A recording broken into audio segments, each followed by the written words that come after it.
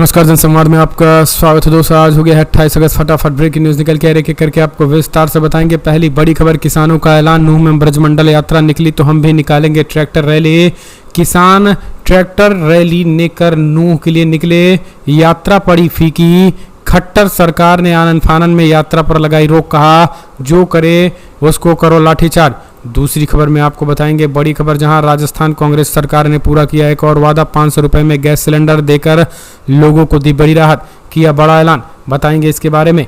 तीसरी खबर में आपको बताएंगे दोस्तों, जहां हिंदू राष्ट्र घोषित करने की उठी मांग, स्वामी चक्रपाणी महाराज ने कहा चांद को घोषित करो हिंदू राष्ट्र, शिव शक्ति पॉइंट को बनाओ राजधानी। चौथी खबर में बताएंगे अमित शाह, योगी या गडकरी, पीएम मोदी का उत्तराधिकारी बनने की रेस में सबसे आगे कौन, ये भी हम आपको बताएंगे। इस बीच दिल्ली बनेगा खालिस्तान, दिल्ली में एक बार फिर से हालात खराब करने की कोशिश, गडकरी अडानी के बड़े घोटाले हुए एक्सपोज, बताएंगे इसके बारे में। और चंद्रयान 3 से जुड़े तमाम कर्मचारियों को 17 महीने से नहीं मिले वेतन, उठे सवाल। वहीं बड़ी खबर निकल के आई है, चंद्रयान 3 की लैंडिंग और लैंडिंग पॉइंट का नाम बदलने पर विवाद, विक्रम साराभाई अब्दुल कलाम के नाम पर रखने की उठी मांग, वैज्ञानिकों को बताया अपमान। तो ये करके आपको विस्तार से बताएंगे, लेकिन उससे पहले एक छोटा सा निवेदन, अगर आपने चैनल को सब्सक्राइब नहीं किया तो पल पल के अपडेट के लिए चैनल को सब्सक्राइब करना ना भूलें दोस्तों। दरअसल पहली जो बड़ी खबर निकल के आई है, किसानों ने ऐलान कर दिया है नूंह में ब्रजमंडल यात्रा निकली तो हम भी निकालेंगे ट्रैक्टर रैली।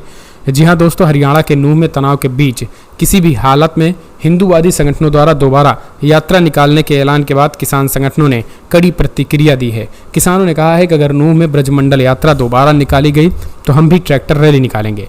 राजस्थान के अलवर में किसान मजदूर भाईचारा महापंचायत के दौरान किसान नेता राकेश टिकैत ने बड़ा ऐलान कर दिया। संयुक्त किसान मोर्चा की ओर से आयोजित महापंचायत में किसान नेता राकेश टिकैत ने हरियाणा की बीजेपी सरकार पर जोरदार हमला बोलते हुए उन्होंने नूंह हिंसा का जिक्र करते हुए बीजेपी सरकार का जहां है उन राज्यों में माहौल खराब करना चाहती है। टिकैत ने कहा है कि अगर हरियाणा सरकार ने नूंह में ब्रजमंडल यात्रा 28 सितंबर को निकालने को मंजूरी दे भी दी तो हम ट्रैक्टर रैली निकालेंगे। हालांकि आपको बता दें आज माहौल शांत है। खट्टर आनन फानन में अपने फैसले को वापस लिया, धारा 144 लगा दी, चप्पे चप्पे पे आज फोर्स तैनात है और ये अपील की गई है कि जो जहां है अपने आसपास के मंदिरों में ही जो है वो जलाभिषेक करें। एक और अपडेट, राजस्थान कांग्रेस सरकार ने पूरा किया एक और वादा, 500 रुपये में गैस सिलेंडर लेकर लोगों को दी बड़ी राहत। जी हाँ दोस्तों, दरअसल ऐसे समय में जब पूरे देश में लोग महंगाई से जूझ रहे हैं और 2 वक्त की रोटी जुटाना मुश्किल हो रहा है, राजस्थान में कांग्रेस के अशोक गहलोत सरकार ने 500 रुपये गैस सिलेंडर उपलब्ध कराकर लोगों को महंगाई से राहत दी है। इसी के साथ राजस्थान 500 रुपये में गैस सिलेंडर उपलब्ध कराने वाला देश का एकमात्र राज्य बन गया। मुख्यमंत्री अशोक गहलोत ने योजना शुरू करने के लिए आयोजित एक कार्यक्रम में कहा कि हम बचत और राहत के बारे में बात कर रहे हैं, यह हमारे बजट का विषय था और हम लोगों को राहत दे रहे हैं। उन्होंने कहा है कि यह सामाजिक सुरक्षा है और इस तरीके की योजनाएं और स्वास्थ्य का अधिकार सभी देशवासियों के लिए राष्ट्रीय स्तर पर लागू होना चाहिए। तो दोस्तों ये चीज़ें कही हैं। अगली एक और अपडेट निकल के आई है, एक और खबर निकल के आई है दोस्तों। स्टूडेंट संगठन ने जो 8 साल की बच्ची को क्लासरूम में बाकी बच्चों से पिटवाने वाली टीचर तृप्ता त्यागी पर कार्रवाई के लिए यूपी भवन के सामने किया विरोध प्रदर्शन, कहा तत्काल हो गिरफ्तारी। यूपी भवन के सामने प्रदर्शन कर रहे स्टूडेंट को डिटेन किया गया। दोस्तों दरअसल आपको बता दें बड़ी खबर, जहां स्टूडेंट संगठन ने 8 साल के बच्चों को क्लासरूम में बाकी बच्चों से पिटवाने का मामला अब तूल पकड़ता चला जा रहा है। देश भर में इसको लेकर के माहौल गर्म है। इतना ही नहीं, आपको बता दें अब इस पूरे मामले में तगड़ी कार्रवाई जो है वो शुरू होने लगी है। इस पूरे मामले में अब जहां तमाम विपक्षी संगठनों ने मुद्दा बनाकर मोदी सरकार पर चढ़ाई योगी सरकार पर कर दी है, तो वहीं कल लखनऊ में जोरदार प्रदर्शन हुआ, खास करके उस टीचर तृप्ति त्यागी को गिरफ्तारी को लेकर, क्योंकि अभी तक ये कहा गया कि अगर कोई मुस्लिम कॉलेज होता तो अभी तक उस पर न केवल टीचर की गिरफ्तारी होती बल्कि टीचर पर एनएसए लग जाता और उस स्कूल पर बुलडोजर चल गया होता। तो ये सारी चीजें जो है वो मांग होने लगी हैं। अब स्टूडेंट संगठन ने 8 साल के बच्चों को क्लासरूम में बाकी बच्चों से पिटवाने वाली टीचर तृप्ता त्यागी पर कार्रवाई करने के लिए यूपी भवन के सामने विरोध प्रदर्शन किया और यूपी भवन के सामने प्रदर्शन कर रहे स्टूडेंट को डिटेन कर लिया गया। एक और खबर निकल के आई है दोस्तों, आपको बता दें जहां अमित शाह, योगी या गडकरी के बयान से मच गई है खलबली। गडकरी ने इशारों में बता दिया उत्तराधिकारी, क्या 2024 में पीएम मोदी के नाम पर होगी बगावत। 24 लोकसभा चुनाव की तैयारियां, चर्चाएं हैं और इन चर्चाओं का एक मुद्दा प्रधानमंत्री का नाम भी है। जहां नया गठबंधन इंडिया की कोशिशों में जुटा हुआ है, वहीं भारतीय जनता पार्टी 2024 और 2019 को जीत दोहराने की कोशिश कर रही है। फिलहाल भाजपा पीएम के तौर पर नरेंद्र मोदी के नाम को आगे बढ़ा रही है, लेकिन सवाल यह है कि ये जिम्मेदारी कौन संभालेगा। हाल ही में इंडिया टुडे में प्रकाशित सी वोटर सर्वे में मोदी के बाद इस पद के लिए सबसे बड़ा नाम केंद्रीय गृह मंत्री अमित शाह का उभर कर आया है। हालांकि इस लिस्ट में उत्तर प्रदेश की योगी आदित्यनाथ, केंद्रीय मंत्री नितिन गडकरी जैसे दिग्गज भी शामिल हैं। सर्वे में शामिल 29% लोगों ने पीएम मोदी के उत्तराधिकारी के तौर पर शाह को भी पसंद किया है। लेकिन सबसे बड़ी बात यह है दोस्तों, आपको बता दें, अब इस पूरे मामले में खास करके नितिन गडकरी का एक बयान काफी चर्चा में है, जिसमें नितिन गडकरी ने उत्तराधिकारी को लेकर कहा था कि उत्तराधिकारी को लेकर के अभी हम भी जवां हैं, इस तरीके की उन्होंने बातें कही गई थी। हालांकि कुछ लोग कहने एक मजाक में, लेकिन कुछ लोगों ने कहा कि ये राजनीतिक मायने इसके बहुत ज्यादा निहितार्थ हैं। एक और खबर, दिल्ली बनेगा खालिस्तान और G20 की तैयारियों के बीच एसएफजे की करतूत, मेट्रो स्टेशन की दीवारों पर लिखे भारत विरोधी नारे। भारत में अगले महीने होने वाली G20 समिट से पहले प्रतिबंधित खालिस्तानी आतंकी संगठन द्वारा राजधानी दिल्ली का माहौल बिगाड़ने की कोशिश हो रही है। वहीं इस बार कड़ी सुरक्षा व्यवस्था के बावजूद दिल्ली में कई मेट्रो स्टेशन की दीवारें समेत कई जगहों पर काले रंग से राष्ट्र विरोधी और खालिस्तानी समर्थित नारे लिखे जाने का मामला सामने आया है। इस घटना के बाद दिल्ली पुलिस के स्पेशल सेल सहित स्थानीय जिलों की टीमें अलर्ट मोड में आ गई हैं और मामले की तफ्तीश जारी है। दिल्ली पुलिस ने रविवार को इस बारे में जानकारी देते हुए बताया है कि कथित तौर पर सिख फॉर जस्टिस के कार्यकर्ताओं या समर्थकों द्वारा दिल्ली में कई मेट्रो स्टेशनों की दीवारों पर दिल्ली बनेगा खालिस्तान, खालिस्तान जिंदाबाद, खालिस्तान जनमत संग्रह जिंदाबाद और मोदी के भारत ने सिखों का नरसंहार किया जैसे नारे जो है वो लगाए गए हैं। अगली एक और अपडेट, चांद को घोषित किया जाए हिंदू राष्ट्र, शिव शक्ति पॉइंट बने राजधानी। बड़ी खबर निकल के आई है, जहां अब होने लगी मांग, नई मांग है, समझिए अब। जी हां, दरअसल बड़ी खबर निकल के आई है, जहां चांद को अब हिंदू राष्ट्र घोषित करने की मांग कर दी गई है। स्वामी चक्रपाणी महाराज का नया बयान आ गया है। इसरो ने चंद्रयान 3 को चांद के दक्षिणी ध्रुव पर लैंड करवाकर जहां एक तरह इतिहास रच दिया है। वैज्ञानिकों को सत प्रणाम है। लेकिन इसके बाद अब राजनीति शुरू हो चुकी है। मोदी ने अब जिस जगह पे ये लैंडर विक्रम उतरा है उस जगह को शिव शक्ति नाम रख दिया है। अब शिव शक्ति नाम रखने के बाद दोस्तों बवाल मच गया है। अब कई लोग इस पे सवाल खड़े कर रहे हैं, तो बवाल अब और बढ़ा दिया है। हिंदूवादी संगठनों ने पूरे के पूरे चांद को हिंदू राष्ट्र घोषित करने की बात कह दी गई है। उन्होंने कहा है कि पूरे चांद को हिंदू राष्ट्र घोषित किया जाए। इतना ही नहीं, उन्होंने कहा है कि अब इस पूरे शिव शक्ति पॉइंट को इसकी कैपिटल यानी राजधानी बनाया जाए। जिस जगह पर लैंडिंग हुई है, पीएम मोदी ने उस जगह के नाम शिव शक्ति पॉइंट करने का ऐलान किया है। विपक्षी दलों के कुछ नेताओं ने जहां शिव शक्ति पॉइंट नाम देने पर आपत्ति जताई, तो वहीं वो उस पॉइंट को चंद्रमा की राजधानी बनाने की मांग की जाने लगी है। स्वामी चक्रपाणी महाराज ने एक्स यानी पूर्व में ट्विटर में वीडियो द्वारा जारी किए मांग करते हैं कि चंद्रमा को जल्द हिंदू राष्ट्र घोषित किया जाए। स्वामी चक्रपाणी महाराज ने वीडियो में कहा है कि देश की प्रधानमंत्री मोदी जी को मैं धन्यवाद देता हूं। तो आप समझिए देश में राजनीति जो है वो इस तरीके की हो चुकी है। एक और खबर, 5 साल में गुजरात सरकार से अडानी मालामाल, 3900 करोड़ के अतिरिक्त भुगतान। कांग्रेस ने ईडी जांच की मांग की। कांग्रेस की गुजरात इकाई के प्रमुख शक्ति सिंह गोहिल ने शनिवार को आरोप लगाया है कि राज्य की भाजपा सरकार ने 2 बिजली खरीद समझौते के तहत पिछले 5 वर्षों में अडानी पावर मुद्रा लिमिटेड को 3900 करोड़ रुपए का अतिरिक्त भुगतान किया है। वहीं गुजरात सरकार के प्रवक्ता और कैबिनेट मंत्री ऋषिकेश पटेल ने आरोप को गुमराह करने वाला करार देते हुए कहा है कि भुगतान सिर्फ अंतरिम है और अंतिम नहीं है। गोहिल ने अहमदाबाद में संवाददाता सम्मेलन में कहा है कि राज्य सरकार द्वारा संचालित गुजरात ऊर्जा विकास निगम लिमिटेड ने अडानी पावर को अक्टूबर 2018 से मार्च 2023 के बीच 13,000 करोड़ रुपए का भुगतान किया है। एक और खबर निकल के आई, चंद्रमा से जुड़े सैकड़ों कर्मचारियों को 17 महीने से वेतन नहीं मिला।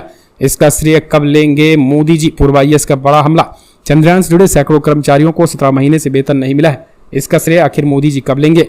गोदी मीडिया बदल रहा है। ये बातें आज तक में एक खबर ने ब्रेक की है।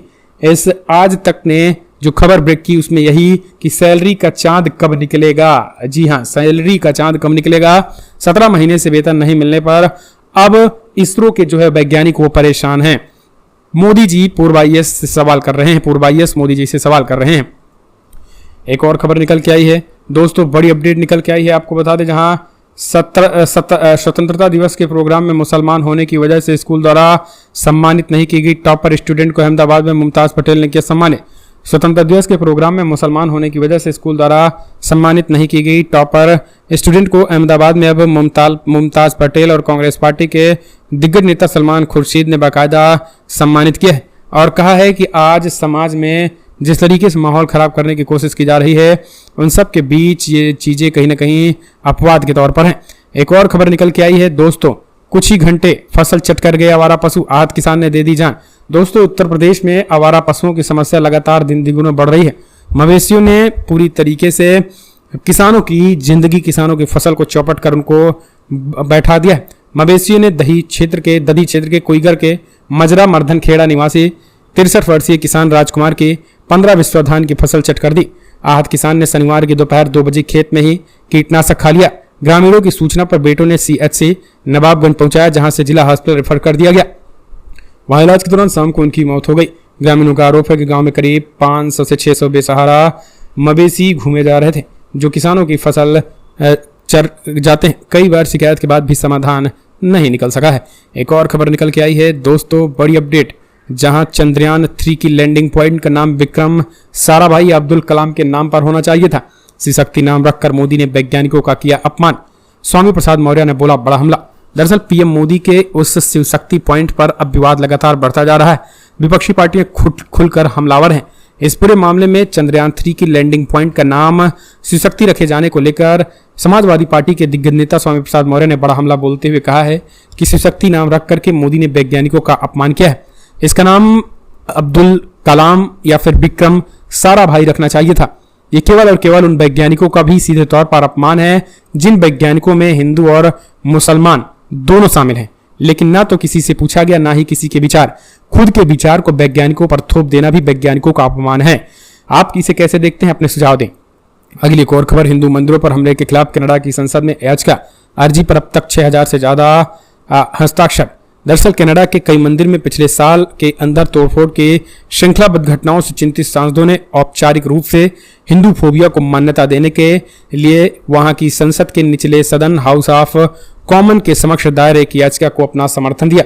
इस याचिका पर कनाडाई सांसदों का समर्थन बढ़ता जा रहा है। शनिवार की शाम तक इस अर्जी पर 6000 से अधिक हस्ताक्षर हो चुके हैं, जो सभी श्रेणियों में खुली याचिकाओं में सबसे बड़ी संख्या में है। सांसद मोलिसा लेट्समैन द्वारा प्रायोजित याचिका पर 19 जुलाई को हस्ताक्षर के लिए खोली गई थी। ये 17 अक्टूबर तक सक्रिय रहेगी। इस याचिका का समर्थन करने वाले मंदिरों में ब्रिटिश कोलंबिया के सरे का लक्ष्मी नारायण मंदिर भी शामिल है। अगली एक और खबर निकल के आई है दोस्तों, अगली बिग ब्रेकिंग।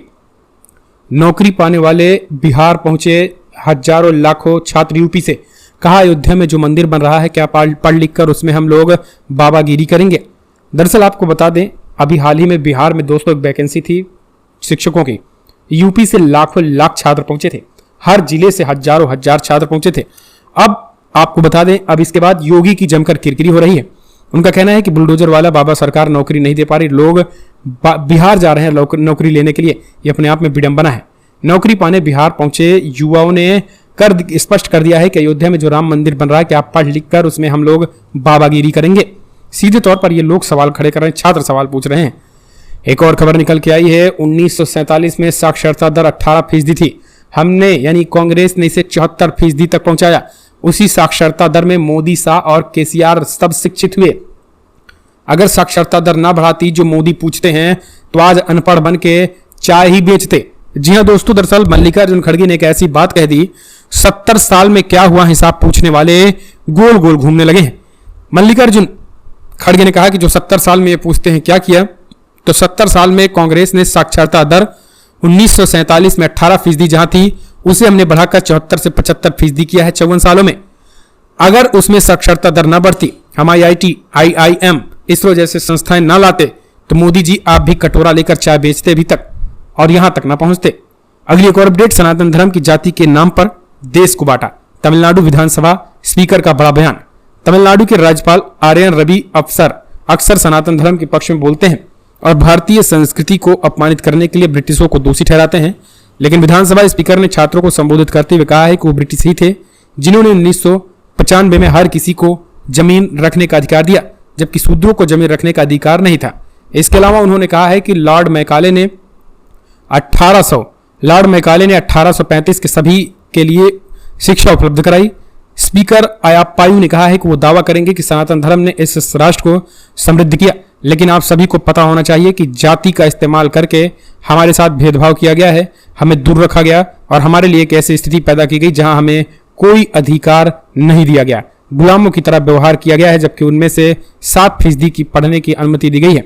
एक और खबर निकल के आई है दोस्तों, बिग ब्रेकिंग। बुलंदशहर के सियाना कस्बे में होने वाली तबलीगी इज्तिमा को प्रशासन ने यह कहते हुए रोक दिया कि इसकी अनुमति नहीं है। ये इज्तिमा 24 से 26 अगस्त तक चलना था, लेकिन प्रशासन ने इसको बीच में ही रोक दिया। पुलिस ने कहा इज्तिमा तत्काल रोक दिया जाए, नहीं तो हम एक्शन लेंगे। इसके बाद इज्तिमे के जिम्मेदारों ने तुरंत इज्तिमा को रोक दिया, लगे पंडाल को भी हटा लिया। दरअसल मुसलमानों का एक कार्यक्रम होता है इज्तिमा, जहां पर बुलंदशहर में ये लगना था।